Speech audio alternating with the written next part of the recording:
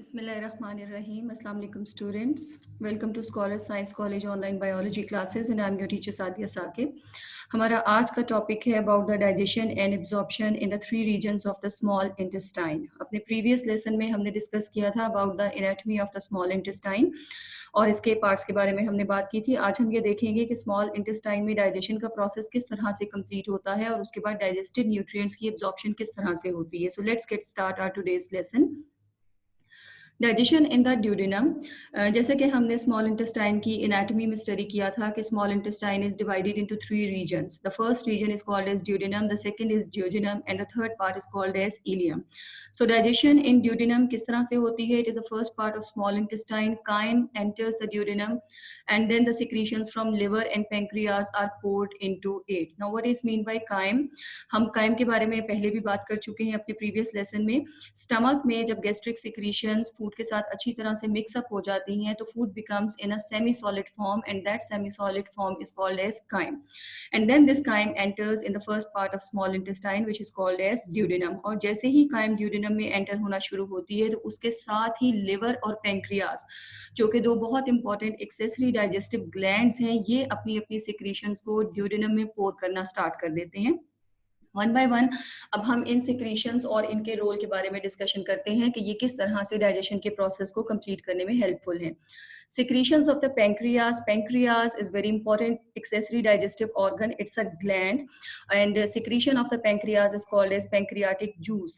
It is slightly alkaline with pH 8. यानी अगर हम इसकी pH को चेक करें तो ये थोड़ा सा alkaline nature की तरफ चला जाता है और pH इसकी तकरीबन 8 के करीब होती है.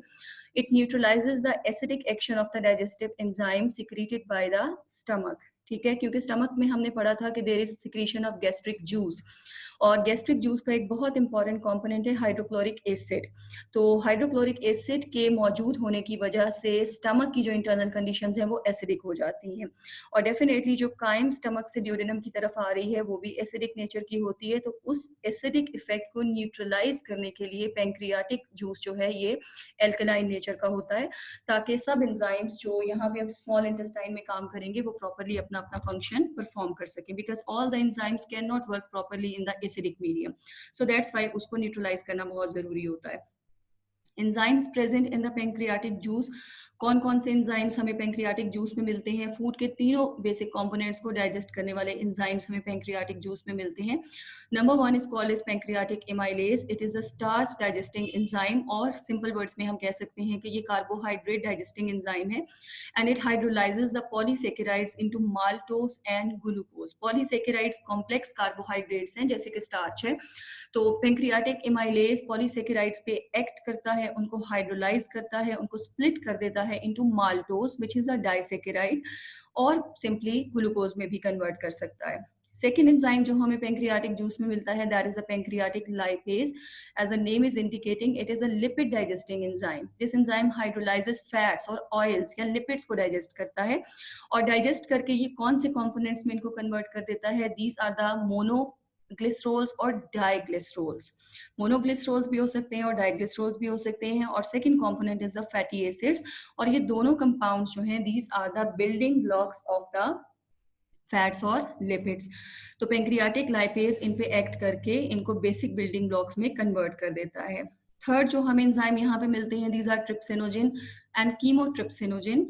These are the protein digesting enzymes which are present in the pancreatic juice और ये प्रोटीन्स को स्प्लिट करते हैं into simple polypeptide chains and then amino acids. Enzyme precursors. Enzyme precursors का मतलब होता है कि ये एंजाइम्स अपनी इनएक्टिव फॉर्म में प्रोड्यूस हो रहे हैं. Two enzyme precursors are found in the pancreatic juice. Both are in the inactive form. ठीक है, जिनका अभी हमने कुछ देर पहले जिक्र किया है. The first one is called as trypsinogen and the second one is called as chymotrypsinogen. Trypsinogen, the intestinal gland secrete an activator enzyme called as enterokinase. Now this is another enzyme. और ये enzyme कहाँ से release हो रहा है? From the intestinal glands, यानी duodenum की inner wall जो उसकी जो म्यूकोसा है वहाँ पे कुछ ग्लैंडुलर सेल्स हैं जो एंटीरोकाइनेज एंजाइम रिलीज करते हैं. और इस एंटीरोकाइनेज एंजाइम का क्या फंक्शन है? It act as the activator for trypsinogen. Trypsinogen जो एक प्रिकर्सर एंजाइम है, जो एक इनएक्टिव एंजाइम है, एंटीरोकाइनेज इस पे एक्ट करके इसको एक्टिव ट्रिप्सिन एंजाइम में कन्वर्ट कर देता है. ट्रिप्सिन देन एक्टिवेट्स मोर ट्रिप्सिनोजेन, राइट। एक दफा ट्रिप्सिन की एक्टिवेशन का प्रोसेस स्टार्ट हो गया है तो फिर ये एक्टिवेटेड ट्रिप्सिन फर्दर ट्रिप्सिनोजेन को कन्वर्ट करता जाएगा into active trypsin which acts on proteins and converts them into the polypeptides, यानी प्रोटीन्स की हाइड्रोलिसिस या उनकी डाइजेशन के प्रोसेस को स्पीड अप करता है। Chymotrypsinogen, the inactive chymotrypsinogen is converted to active form chymotrypsin by trypsin, right? जो already activate हुआ हुआ trypsin enzyme मौजूद है, वो inactive chymotrypsinogen या precursor chymotrypsinogen के ऊपर act करके इसको stimulate कर देगा, इसको activate कर देगा और ये भी अपना function perform करना start कर देगा. Then bile, another very important secretion. Bile is the secretion produced by liver and liver is one of very important accessory digestive gland और ये बहुत important role play कर रहा है food की digestion के process को complete होने के लिए और liver की secretion को हम bile का नाम देते हैं. liver के साथ एक और structure associated होता है that is called as gallbladder. Bile is synthesized by liver but stored in the gallbladder. Bile बनती तो लिवर के अंदर है लेकिन लिवर इसको सिंथेसाइज करने के बाद अपने साथ एसोसिएटेड एक छोटे से सैक लाइक स्ट्रक्चर के अंदर स्टोर कर देता है और उस स्ट्रक्चर को हम गॉल ब्लैडर का नाम देते हैं. Function of bile is emulsification of fats. Now what is mean by emulsification? As a result of emulsification, fats are broken down into small droplets called as emulsion. यानी normally जो हमारे पास fats के molecules होते हैं, lipids के molecules होते हैं, उनका size बड़ा होता है. और इसके अलावा अभी तक GIT के जितने components हम study करके आए हैं, कहीं पर भी fats की digestion start नहीं हुई है. So we can say that duodenum is the first site, first place in the GIT और alimentary canal जहाँ पे lipids की digestion का process start होने जा रहा है. और comparatively, as compared to proteins and carbohydrates, fats are complex molecules and large size molecules. और इनके ऊपर एंजाइम का फंक्शन जो है, एंजाइम का एक्शन जो है वो थोड़ा सा मुश्किल से होता है, लेकिन उसके लिए नेचर ने क्या एक रेमेडी रखी है कि bile which is a secretion of the liver वो इमल्सिफाई कर देती है फैट्स को, यानी वो ब्रेक डाउन कर देती है लार्जर फैट मॉलिक्यूल्स को इनटू स्मॉलर फैट मॉलिक्यूल्स. जब उनका साइज छोटा हो जाएगा तो उनके ऊपर पैंक्रियाटिक लाइपेज एंजाइम का एक्शन आसानी से परफॉर्म होगा और उनकी डाइजेशन का प्रोसेस फैसिलिटेट होगा. और फैट्स के बाइल के एक्शन के बाद जो फैट मॉलिक्यूल्स के छोटे छोटे पीसेस बनते हैं that is called as emulsion.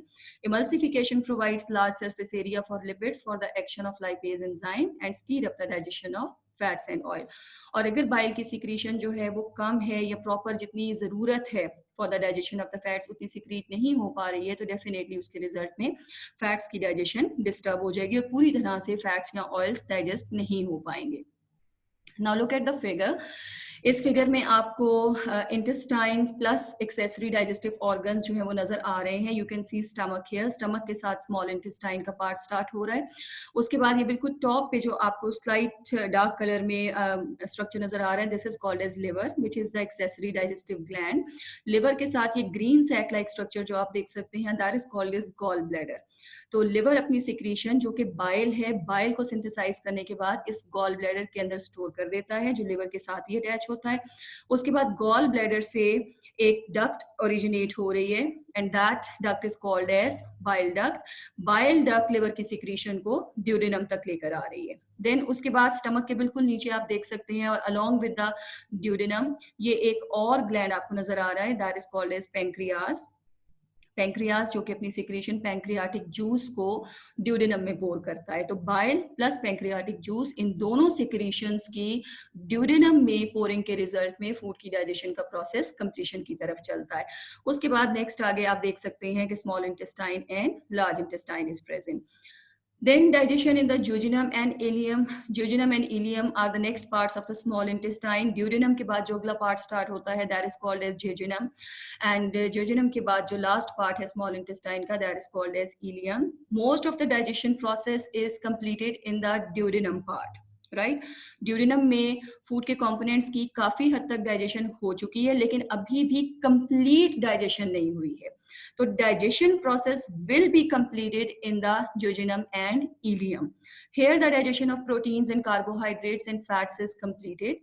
Enzymes secreted in the jejunum and ileum. अब जो jejunum और ileum का पार्ट है इसकी वॉल में से भी, इसकी इनर लाइनिंग में से भी कुछ एंजाइम्स रिलीज होते हैं जो फूड के रिमेनिंग कंपोनेंट्स को सिंप्लीफाई करते हैं और उनको कंप्लीटली डाइजेस्ट करने में हेल्प करते हैं। वन बाय वन इन एंजाइम्स के बारे में हम बात कर लेते हैं। The first one is called as aminopeptidase. As the name is indicating, it splits polypeptides into dipeptides and then amino acids. यानी हम ये कह सकते हैं कि ये प्रोटीन डाइजेस्टिंग एंजाइम है जो पॉलीपेप्टाइड जो कॉम्प्लेक्स प्रोटीन्स हैं उन पे एक्ट करके उनको डाइपेप्टाइड्स में कन्वर्ट करता है और ultimately then into the amino acids. Then second enzyme here produced is called as enterokinase. Enterokinase का भी कुछ देर पहले हमने जिक्र किया था. It converts trypsinogen into trypsin. Trypsinogen जो एंजाइम प्रिकर्सर है, इनएक्टिव एंजाइम है, पैंक्रियाटिक जूस में रिलीज होता है, वो उसको एक्टिव ट्रिप्सिन में कन्वर्ट कर देता है ताकि वो प्रोटीन्स को डाइजेस्ट कर सके. Then there is another enzyme which is called as eripsin. It splits peptides into amino acids. ये भी प्रोटीन डाइजेस्टिंग एंजाइम है. Then we have lactase. Lactase, it converts lactose to glucose and galactose. यानी आप ये कह सकते हैं कि this is the carbohydrate digesting enzyme. Lactose is a disaccharide. एक डाइसेकेराइड है जो दो शुगर यूनिट्स या दो कार्बोहाइड्रेट यूनिट्स जिनको हम ग्लूकोज और गैलेक्टोज का नाम देते हैं उनके आपस में कंबाइन करने से बनता है. तो lactase enzyme acts on lactose और इनके बीच में डेवलप हुए हुए कोवेलेंट बॉन्ड को स्प्लिट कर देता है जिससे ग्लूकोज और गैलेक्टोज हाइड्रोलाइज हो जाते हैं और डाइजेस्ट हो जाते हैं. Then we have maltase. It converts maltose to glucose. यानी ये भी हमारे पास कार्बोहाइड्रेट डाइजेस्टिंग एंजाइम है. Sucrase.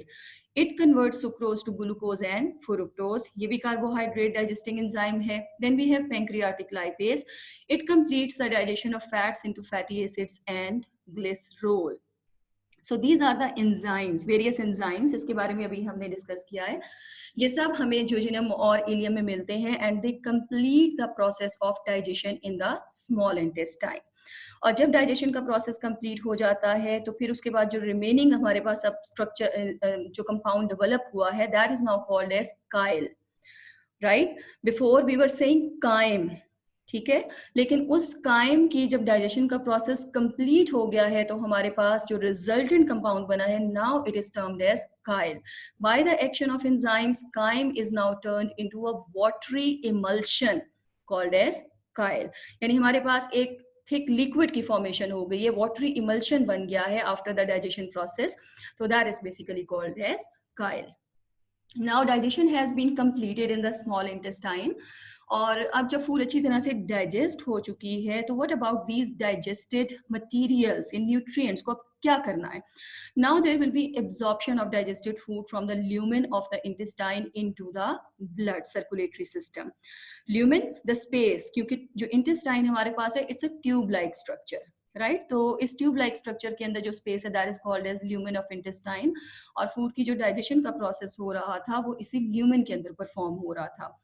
To reach the blood or lymph, a nutrient molecule must pass through an epithelial cell of the intestinal lining and then through a cell lining the blood capillaries or lymph vessels. इसके लिए previous lesson को थोड़ा सा recall करें जिसमें हमने villus का structure discuss किया था. There is the outermost epithelial layer which was made up of simple columnar cells. और inner to the villus there was present the blood capillary and lymph capillary as well. ठीक है, और ये हमें मिलते हैं, ये विलस हमें मिलते हैं. Villus is the single word और विलाई की टर्म हम प्लूरल टर्म यूज करते हैं on the inner side of the small intestine in all the three parts, duodenum, jejunum and ileum. जो उसकी इनर लाइनिंग है दैट इज अ म्यूकोसा. तो mucosa में ये सब विलाई की फॉर्मेशन हुई हुई है.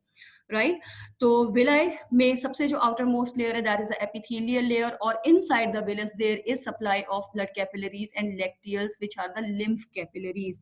तो जो भी ये डाइजेस्टेड मटेरियल्स हैं इनको ब्लड में शामिल होने के लिए पहले एपिथेलियल सेल्स की मेम्ब्रेन को क्रॉस करना पड़ेगा. वहां ये एंटर होंगे तो वहां से they will cross these cells and then they will enter the blood circulatory system and lymphatic system. So this is called as absorption process.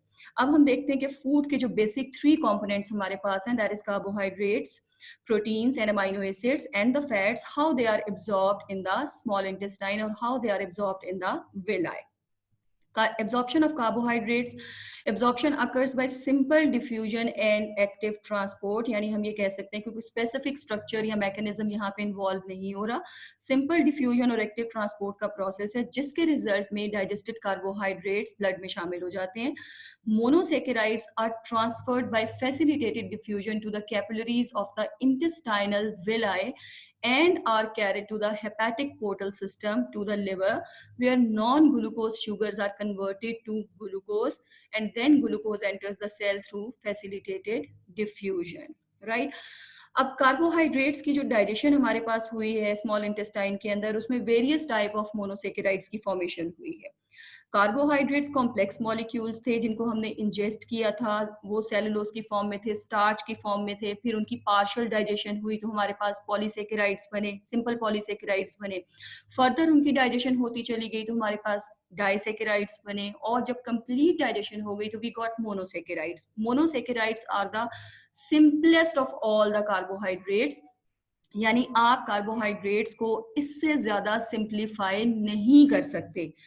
जैसे कि ग्लूकोज हमारे पास एक मोनोसेकेराइड है, राइट. फ्रुक्टोज हमारे पास मोनोसेकेराइड है, गैलेक्टोज हमारे पास मोनोसेकेराइड है, ठीक है. लेकिन हमारे बॉडी के सेल्स जो मोनोसेकेराइड की जिस फॉर्म को इजीली एब्जॉर्ब करते हैं और कंज्यूम करते हैं, दैट इज द ग्लूकोज. ठीक है, तो बाकी के मोनोसेकेराइड्स जो है they should be converted into glucose as well. There are so many types of monosaccharides, लेकिन जो हमारी बॉडी सेल्स के लिए मोस्ट सूटेबल फॉर्म है मोनोसेकेराइड्स की, वो ग्लूकोज है. तो विलस के अंदर, ब्लड कैपिलरी के अंदर कार्बोहाइड्रेट सिंपल मोनोसेकेराइड्स, अब नाउ बेशक वो ग्लूकोज है या ग्लूकोज के अलावा कोई और मोनोसेकेराइड है, वो सिंपल डिफ्यूजन और एक्टिव ट्रांसपोर्ट के जरिए ब्लड कैपिलरी के अंदर डिफ्यूज कर जाता है. उसके बाद यही ब्लड कैपिलरीज कंबाइन होके एक हिपैटिक पोर्टल सिस्टम बना रही है. हिपैटिक पोर्टल सिस्टम क्या है? हिपैटिक की टर्म लिवर को रिप्रेजेंट करती है. पोर्टल सिस्टम सर्कुलेटरी सिस्टम, यानी ब्लड वेसल्स का वो सिस्टम जो लिवर की तरफ जा रहा है या लिवर के साथ कम्युनिकेट कर रहा है, उसको हम हेपेटिक पोर्टल सिस्टम का नाम दे रहे हैं. यानी स्मॉल इंटेस्टाइन से ब्लड वेसल्स के अंदर मोनोसेकेराइड्स एब्जॉर्ब हो गए. उसके बाद these blood vessels are carrying the blood towards the liver for further modification. Right now, what type of modification? Non-glucose sugars are converted into glucose. जैसे कि अभी मैंने आपको बताया है कि there are many types of monosaccharides digested in the small intestine. लेकिन ये सारे monosaccharides हमारे बॉडी के सेल्स इस्तेमाल नहीं कर सकते. सेल्स के लिए जो सूटेबल मोनोसेकेराइड है that is a glucose which is the immediate source of energy, जिसका मेटाबॉलिज्म होता है, then there is synthesis of ATP. So liver के अंदर इन सब मोनोसेकेराइड्स को पहुंचाने का मकसद क्या होता है कि लिवर इनके ऊपर एक्ट करता है विद स्पेशल एंजाइमेटिक सिस्टम और नॉन ग्लूकोज शुगर्स को ग्लूकोज में कन्वर्ट कर दिया जाता है बाय वेरियस रिएक्शंस, और उसके बाद ये ग्लूकोज दोबारा से ब्लड में शामिल होता है और पूरी बॉडी में सर्कुलेट करके सेल्स को डिलीवर कर दिया जाता है. Now depends upon the requirement of the body कि अगर तो सेल्स को जरूरत है तो वो इसको फौरन से कंज्यूम कर लेंगे, और अगर ग्लूकोज जरूरत से ज्यादा है तो फिर इसको स्टोर करके रख लिया जाता है in the form of the glycogen. अब ये स्टोरेज लिवर में भी हो जाती है, स्केलेटल मसल्स में भी हो जाती है, और कुछ अमाउंट में बॉडी के बाकी के सेल्स भी ग्लूकोज को स्टोर कर सकते हैं ताकि टाइम टू टाइम जैसे जैसे सेल्स को एनर्जी की जरूरत पड़े वो ग्लूकोज को कंज्यूम कर सके. So this is how absorption of carbohydrate takes place in the small intestine. Then absorption of lipids. Lipids की भी डाइजेशन का प्रोसेस कंप्लीट हो चुका है by the action of the lipases enzymes. The primary products of lipid breakdown are the free fatty acids and glycerols. Free fatty acids and glycerols are basically the backbone of the lipid molecule. यानी अगर हम lipid molecule को देखें कि इसके building blocks क्या हैं, इसकी फॉर्मेशन किस तरह से होती है, तो building blocks are the fatty acids and glycerols. ये दो मॉलिक्यूल होते हैं, ये जब कंबाइन करते हैं, रिएक्ट करते हैं, तो हमारे पास लिपिड का मॉलिक्यूल डेवलप हो जाता है. और डेफिनेटली जब इसकी डाइजेशन होगी, लिपिड की हाइड्रोलिसिस होगी, तो उसके रिजल्ट में ये बिल्डिंग ब्लॉक्स रिलीज हो जाते हैं, फ्री हो जाते हैं. तो that these are the products of the lipid digestion. उसके अलावा cholesterol and phospholipids are also produced, और you can say these are the products of digestion of the lipids. ये भी हमारे पास लिपिड्स की टाइप्स हैं. There are so many types of lipids present in nature. Once lipids are digested in the intestine, bile salts aggregate around them in the form of small droplets to form micelles, meaning a small morsel. Right, एक दफा जब lipids की digestion का process complete हो जाता है, यानी हमारे पास ग्लिसरॉल और फैटी एसिड्स की फॉर्मेशन हो गई है, तो उसके बाद अब स्टार्ट होगा function of the bile salts, right. Bile की केमिकल कॉम्पोजिशन को अगर हम स्टडी करें तो it is made up of bile salts, यानी various types of salts are there, और उसके अलावा इसमें कुछ बाइल पिगमेंट्स होते हैं, ठीक है। अब वो पिगमेंट्स डिफरेंट प्रोसेस के रिजल्ट में फॉर्म होते हैं। ओल्ड रेड ब्लड सेल्स हमारे पास जो होते हैं उनकी जब ब्रेक डाउन होती है तो वो पिगमेंट्स भी हमें बाइल में मिलते हैं, और लेटर ऑन फिर वो इजेस्ट हो जाते हैं, बॉडी से बाहर एलिमिनेट कर दिए जाते हैं। तो बहरहाल यहाँ पे जो फंक्शन है that is about the bile salts.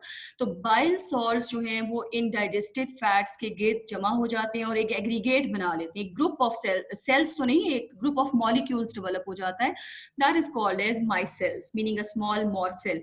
इसकी एग्जाम्पल आप बिल्कुल इस तरह से इमेजिन कर सकते हैं कि जैसे आप कोई डिटर्जेंट पाउडर है, ठीक है, उसको आप पानी में अच्छी तरह से डिसॉल्व करें और अच्छी तरह से उसको शेक करें, तो आपने देखा कि बबल्स बन जाते हैं on the surface of the water, और उन बबल्स को अगर आप देखें तो आपको ऐसा लगता है कि they are joined with each other, वो एक दूसरे के साथ आपको जुड़े हुए महसूस होते हैं in the form of groups.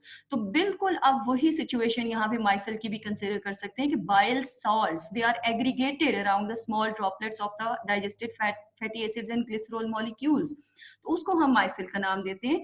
और ये माइसेल बनने का मकसद ये होता है ताकि लिपिड्स की एब्जॉर्प्शन जो है वो आसानी से हो सके।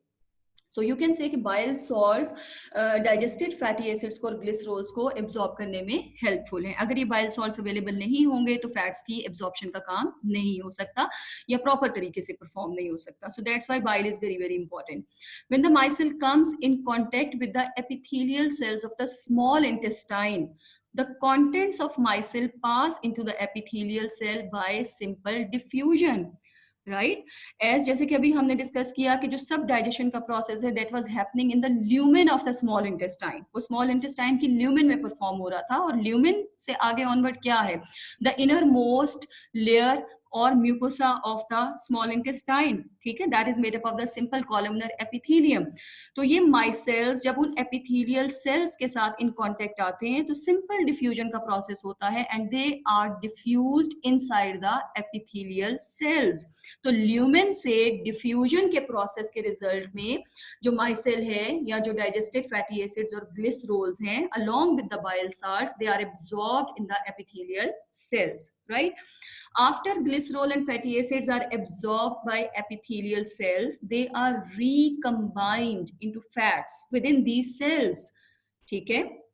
अभी तक हम जो बात कर रहे थे, we were talking about the building blocks जो डाइजेशन के रिजल्ट में बने थे, फैटी एसिड्स एंड ग्लिसरॉल, वो अलग अलग मॉलिक्यूल थे क्योंकि उनकी डाइजेशन हो चुकी थी, ठीक है। लेकिन एक दफा जब उनकी एब्जॉर्प्शन हो जाती है एपिथेलियल सेल्स के अंदर, तो सेल्स के अंदर एब्जॉर्ब होने के बाद, मूव करने के बाद ये दोबारा रिकम्बाइन हो जाते हैं into the fats within these cells. The fats are then mixed with cholesterol and proteins, forming small globules called as chylomicrons. ठीक है, ये थोड़ा सा कॉम्प्लिकेटेड प्रोसेस है as compare to the absorption of carbohydrates and proteins. Carbohydrates की जैसे digestion अभी हमने डिस्कस की थी कि वो simply by the process of diffusion and active transport monosaccharides epithelial cells के अंदर एब्जॉर्ब हो गए और वहां से वो ब्लड स्ट्रीम में शामिल हो गए। लेकिन जो फैट्स की एब्जॉर्प्शन है that is little bit complex, कि इसमें जो बेसिक डाइजेस्टेड मॉलिक्यूल्स हैं वो एपिथेलियल सेल्स के अंदर गए हैं और एब्जॉर्प्शन के बाद वो रिकम्बाइन हो गए, यानी फैटी एसिड प्लस ग्लिसरॉल ये दोबारा से रिकम्बाइन हो गया और हमारे पास फिर से एक लार्ज मॉलिक्यूल बन गया।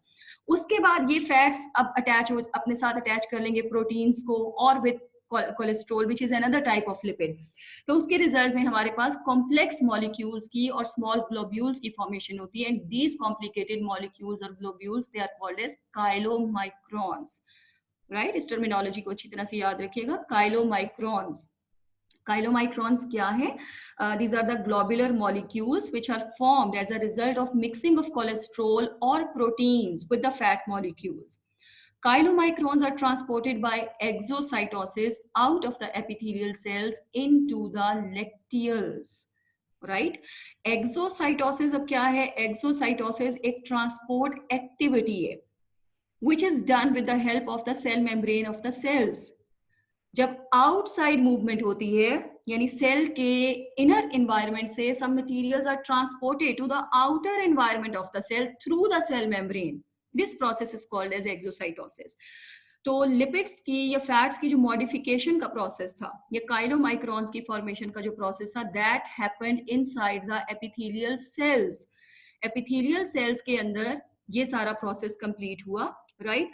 सबसे पहले ल्यूमेन में डाइजेशन कंप्लीट हुई फैट्स की, ल्यूमेन से फैटी एसिड्स और ग्लिसरॉल एब्जॉर्ब हो गए into the epithelial sales.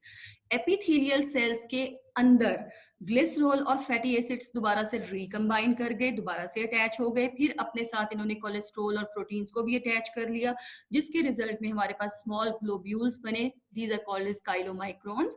Now chylomicrons are transported by exocytosis out of the epithelial cells into the lacteals. Lacteals के बारे में हमने अपने प्रीवियस लेसन में बात की थी। These are the lymph capillaries, यानी एक विलस के अंदर there is present the blood capillary as well as the lymph capillary. उसकी रीजन ये है कि monosaccharides and amino acids which are the resultant products of the digestion of the carbohydrates and proteins, they can easily be absorbed in the blood capillaries. लेकिन fats क्योंकि large size molecules होते हैं और यहाँ पे इनका काफी कॉम्प्लिकेटेड प्रोसेस है इनकी फॉर्मेशन का, तो that's why they can not be absorbed by the blood capillaries, so that's why they are absorbed into the lacteals. तो काइलोमाइक्रोन्स एपिथेलियल सेल से बाहर ट्रांसपोर्ट हो जाएंगे by the process of exocytosis और उसके बाद ये एंटर हो जाएंगे into the lacteal which is the lymph capillary, and then these fats will become the part of the lymph or lymphatic system. Lymph containing chylomicrons eventually drains from lymphatic system into a large vein that return blood to the heart. Now lymph is the circulatory fluid, right? Human body के अंदर circulatory system को हम दो components में divide करते हैं. One is called as blood circulatory system and the other one is called as lymphatic system.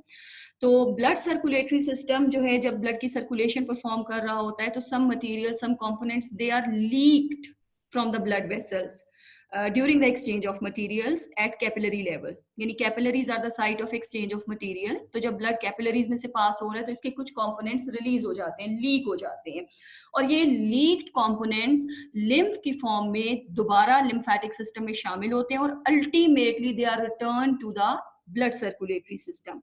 So lymphatic system is responsible for returning of materials back to the blood. जैसे कि आप यहाँ पे भी देख सकते हैं कि lymph containing chylomicrons eventually drains from lymphatic system into the large veins that return blood to the heart. यानी directly fats blood में शामिल नहीं हो सके, ब्लड कैपिलरी में शामिल नहीं हुए, ये लेक्टियल में शामिल हुए। लेक्टियल से फैट्स फिर जो लार्जर लिम्फ वेसल्स हैं उसमें ट्रांसपोर्ट हो गए और larger lymph vessels ultimately open हो गई इनटू द ब्लड वेन्स, जहां से ब्लड में फैट्स को शामिल कर दिया गया। तो इनडायरेक्टली जो है फैट्स दे आर एडेड और they are poured into the blood circulatory system. Then absorption of proteins, carbohydrates की एब्जॉर्प्शन के बारे में भी हमने डिस्कस कर लिया, लिपिड्स की एब्जॉर्प्शन के बारे में भी डिस्कस कर लिया। Now we are left with the proteins. ठीक है, प्रोटीन्स भी कंप्लीटली डाइजेस्ट हो चुकी हैं, तो अब इनकी एब्जॉर्प्शन किस तरह से होती है। Proteins are digested into dipeptides and tripeptides by the action of the proteolytic enzymes. Proteolytic enzymes are protein digesting enzymes जो complex proteins पे act करके उनको simple proteins में, simple dipeptides में, tripeptides में convert कर देते हैं. These enter the intestinal epithelial cells and split there into component amino acids. So ultimately dipeptides, tripeptides ये अपने अपने amino acids में convert हो जाते हैं. Individual amino acids then leave the epithelial cells of villi and enter the hepatic portal system, which transports them to the liver. Right? Hepatic portal system अभी हमने कुछ देर पहले डिस्कस किया था कि this is the system of blood vessels which is communicating with the liver or which is taking the blood towards the liver. So hepatic portal system में amino acids enter हो जाते हैं और liver तक इनको पहुंचा दिया जाता है, transport कर दिया जाता है for further modification. Amino acids may be modified in the liver or released into the bloodstream and distributed throughout the body. Now it depends upon the requirement of the human body. कि या तो liver के अंदर इनको modify किया जाता है, one amino acid can be converted into other amino acids, right? जिसकी body को जरूरत है, या amino acids को store करके रख लिया जाता है for time, जब body को जरूरत पड़े उस time के लिए store कर लिया जाता है, या फिर इनको directly bloodstream के अंदर pour कर दिया जाता है As you know very well that blood is a circulatory medium, circulatory fluid. तो blood amino acids को अपने साथ पूरी body में circulate करवाता है और cells को deliver करता है ताकि इनको utilize किया जा सके. Most amino acids are used as building blocks to form new proteins. Right now, which new proteins? वो प्रोटीन्स जिसकी ह्यूमन बॉडी को जरूरत होती है अकॉर्डिंग टू इटसेल्फ, यानी हमारे अपने मुताबिक हमारी बॉडी को जो जिन प्रोटीन्स की जरूरत है, तो फिर ये अमाइनो एसिड्स उन प्रोटीन्स के सिंथेसिस में इन्वॉल्व होते हैं. बट सम अमाइनो एसिड्स में बी यूज्ड फॉर एनर्जी, लेकिन कुछ अमाइनो एसिड्स को एनर्जी जनरेशन के लिए भी इस्तेमाल किया जा सकता है. But again it depends upon the requirement of the body, क्योंकि जो basic source of energy production है दैट इज द ग्लूकोज. लेकिन समटाइम्स अगर ग्लूकोज ज्यादा अवेलेबल नहीं है तो अमाइनो एसिड्स को भी यूज किया जा सकता है एनर्जी प्रोडक्शन के लिए. Now this is the flow chart, digestion of carbohydrates, lipids and proteins. और इस डायग्राम को अगर आप क्लियरली ऑब्जर्व करें तो यहाँ पे आपको sites of digestion of various components of food clearly नजर आ रही है कि आपके डाइजेस्टिव सिस्टम के अंदर फूड के कौन कौन से कंपोनेंट्स किस किस लोकेशन पे डाइजेस्ट हो रहे हैं, what are the products of digestion. Blue arrow, it is representing the carbohydrate component of the food. Yellow arrow is representing the lipids component of the food and red arrow is representing the proteins. उसके बाद आप figure में देख सकते हैं the first one, it's the mouth, right? Mouth है, mouth के बाद आपको स्टमक का रीजन नजर आ रहा है, स्टमक के बाद आपको ड्यूडेनम का रीजन नजर आ रहा है और फिर उसके बाद आपको ज्यूजिनम और इलियम लास्ट रीजन आपको नजर आ रहा है. सो फूड की डाइजेशन का प्रोसेस माउथ से ही स्टार्ट हो जाता है, ओरल कैविटी में स्टार्ट हो जाता है. And now we all know very well कि हमारी ओरल कैविटी में फूड का कौन सा कंपोनेंट डाइजेस्ट होता है, दैट इज अ कार्बोहाइड्रेट. ठीक है, सिलाइवा से सिलाइवरी इमाइलेज की फॉर्मेशन होती है और सिलाइवरी इमाइलेज एक्ट ऑन पॉलीसेकेराइड्स और वो इनको डाइसेकेराइड्स में कन्वर्ट कर देता है. But this is the partial digestion, यानी डाइजेशन का प्रोसेस अभी कंप्लीट नहीं हुआ, राइट? उसके बाद आप देख सकते हैं कि स्टमक को ब्लू एरो क्रॉस करके ड्यूडेनम में जा रहा है. इसका मतलब ये है कि स्टमक में कार्बोहाइड्रेट्स की डाइजेशन नहीं हो रही. So first site of carbohydrate digestion in the human digestive system is oral cavity and then it is the duodenum.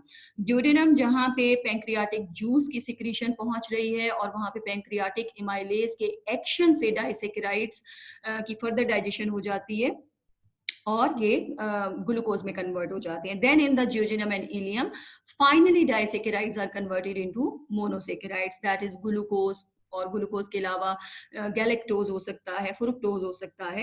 And then they are sent towards the hepatic portal system and then to the liver, जहां पे non glucose monosaccharides को glucose में convert कर दिया जाता है. So this is the pathway of the carbohydrate digestion in the human body. Then come to the lipids. Look at this yellow arrow. आप देख सकते हैं कि ये जो येलो एरो है ये डायरेक्टली माउथ से आप देख सकते हैं कि ये स्मॉल इंटेस्टाइन में आ रहा है, राइट? आपको माउथ में ओरल कैविटी में लिपिड्स की किसी किस्म की डाइजेशन नजर नहीं आ रही है. उसके बाद there is no digestion of lipids in the stomach as well. तो लिपिड्स की डाइजेशन का प्रोसेस स्टार्ट ही स्मॉल इंटेस्टाइन में हुआ है, ड्यूडेनम में हुआ है, जहां पे bile that is a secretion of the liver वो पोर की जाती है और उसके अलावा पैंक्रियाटिक लाइपेज एंजाइम एक्ट करता है एंड लिपिड्स की डाइजेशन का प्रोसेस स्टार्ट होता है. और फाइनल डाइजेशन जो है, डाइजेशन का प्रोसेस जो है वो ज्यूजिनम और इलियम में कंप्लीट होता है. And as a result fats are converted into fatty acids and monoglycerides which are the building blocks of the lipids. तो इस तरह से यहाँ इनकी डाइजेशन का प्रोसेस कंप्लीट हुआ and then they are absorbed into the lacteals. उसके बाद प्रोटीन्स की तरफ आ जाए तो आप देख सकते हैं कि माउथ और ओरल कैविटी में प्रोटीन्स की डाइजेशन का किसी किस्म का कोई प्रोसेस नहीं हो रहा and protein digestion process starts in the stomach. और गैस्ट्रिक जूस में पेप्सिन एंजाइम है and that is a protein digesting enzyme. It acts on proteins और वो इनको सिंपल पॉलीपेप्टाइड्स में कन्वर्ट करता है.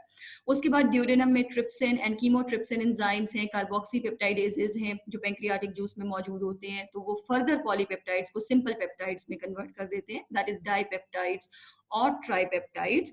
Finally in the jejunum and ileum peptidases, वो एंजाइम जिसके बारे में हमने लेक्चर में डिस्कस किया है, they act upon dipeptides and tripeptides and convert them into simple units, that is the amino acids, which are the building blocks of the proteins or polypeptide chains.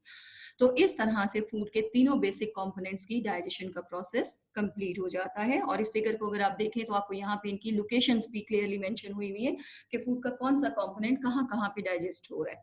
And ultimately food is absorbed into the blood, ताकि body को इसकी supply हो सके और body इससे energy generate कर सके। So students, hopefully आपको आज का लेसन बहुत अच्छी तरह से समझ आ गया होगा, जिसमें हमने स्मॉल इंटेस्टाइन के तीनों रीजन्स में फूड की डाइजेशन और फिर फाइनली उसकी एब्जॉर्प्शन के प्रोसेस को डिस्कस किया है। होपफुली आपको सब चीज़ें बहुत अच्छी तरह से क्लियर हो गई होंगी। So thank you for watching and listening.